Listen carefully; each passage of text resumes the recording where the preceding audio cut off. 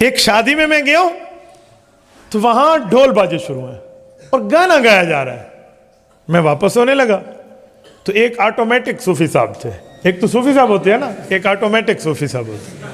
Automatic وہ مجھے کہتے ہیں مولوی صاحب شادی پہ ہمیں گانا بجانا جائز ہوتا ہے. یار تسی ڈرائیور نو بہ کے دسو بھی گاڑی کین چلانی ہے, کام تو پورا ہو گیا نا. آپ ڈرائیور کو بتائیں گاڑی کیسے چلاتے ہیں. وہ بندہ الچٹو من الڈگر ہے, اس کا علم یہ ہے, یہ اس کے علمی اسٹیٹس ہے, اور وہ مجھے کہہ رہا ہے کہ شادی بیاہ میں جائز ہے. تو میں بیٹھ گیا, میں نے کہا اللہ آپ کو بھلا کرے, نئی دلیل لائیں آپ ذرا فرمائیے کہاں سے ثابت ہے. حدیث میں نہیں ہے. حضور پاک علیہ السلام ایک شادی میں گئے تھے اور گانا گایا جا رہا تھا تو اللہ کے رسول نے فرمایا شادی بیاہ پہ جائز ہے. میں نے کہا آپ نے حدیث خود پڑھی ہے؟ سنی ہے. کس سے سنی ہے؟ بہت سے تو سنی ہے. تو میں نے کہا پھر آپ کے پاس جب پروف نہیں ہے تو آپ کیوں کہہ رہے ہو؟ اللہ کے بندے آدھا سنا ہے اور وہ بھی جھوٹ اپنے طرف سے ملایا ہوا ہے ساتھ.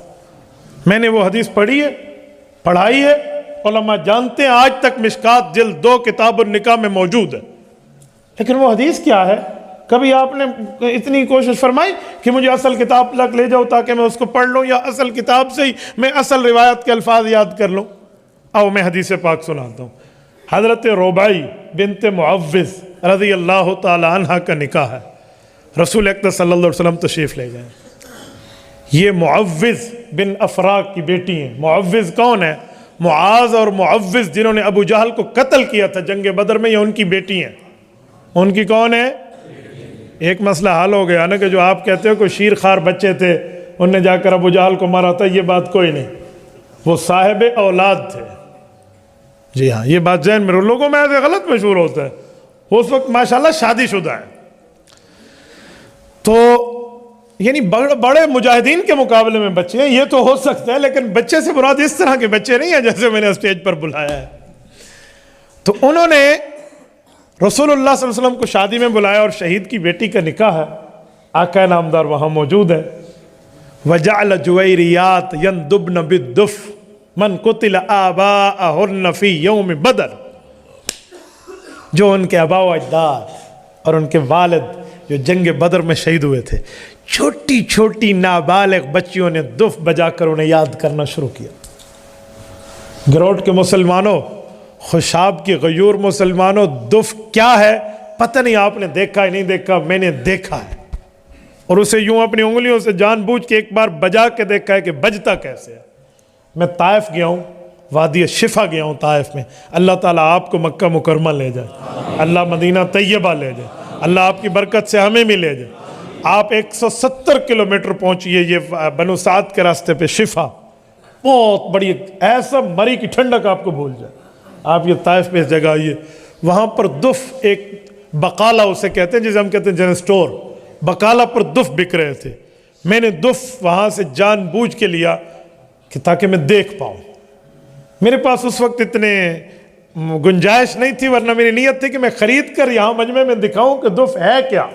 یہ جو دنیا میں لوگ ڈھول کہتے ہیں اور دف کے فرق کیا ہے, وہ دف میں نے دیکھا ہے. دف پتہ ہے کیا چیز ہے؟ جانور کے چمڑے کو برتن کے ایک طرف لگا دو, کسی چیز کی ایک طرف, اور اس کو بجاؤ. ڈھول دونوں طرف ہوتا ہے, دف ایک طرف ہوتا ہے. ایک فرق. دوسرا فرق, ڈھول بجانے والے بالغ اور بڑے لوگ ہوتے ہیں, اور دف بجانیاں والی جویریات نابالغ بچیاں تھیں.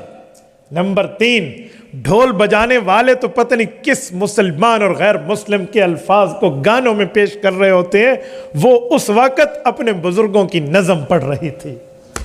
یہ 3 چیزیں ہوں تو پھر جائز ہے, ہو بھی دف, ڈھول نہ ہو, بجانے والی بھی بالکل نابالغ بچیاں ہوں. نمبر 3, اور شریعت کے خلاف بات بھی نہ کہہ رہے ہوں. کیوں؟ اسی حدیث پاک میں ایک بچی نے ایک جملہ کہا, وہ خلاف شریعت تھا, تو حضور پاک نے فرمایا دعی ہذہ وقولی کما کنت تقولین. فرمایا یہ جملہ نہ کہے, جو پہلے کہہ رہی تھی وہی کہے. سرور کائنات صلی اللہ علیہ وسلم نے اس لفظ سے روک دیا.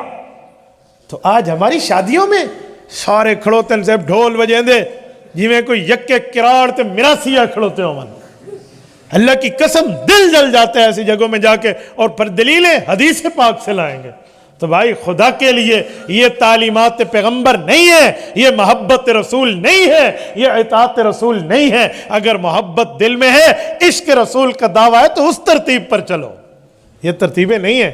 آج بالغ بڑی بڑی خواتین خدا کی قسم ڈانس کر کے پاؤں کی ہیل کی جوتی پہن کے زمین پہ مارتی ہیں۔ رب کا قرآن سورۃ نور میں کہتا ہے وَلَا يَضْرِبْنَ بِأَرْجُلِهِنَّ، عورت کو ڈانس کر کے پاؤں زمین پہ زور سے نہیں مارنا چاہیے۔ ہم کہتے ہیں ہم محبت کے دعوے دار ہیں، وَلَا يَضْرِبْنَ بِأَرْجُلِهِنَّ کا معنی اٹھا لیں۔ سورۃ نور میں کیا کہتی ہے، 18واں پارہ کیا کہتا ہے، رب کیا فرماتے ہیں؟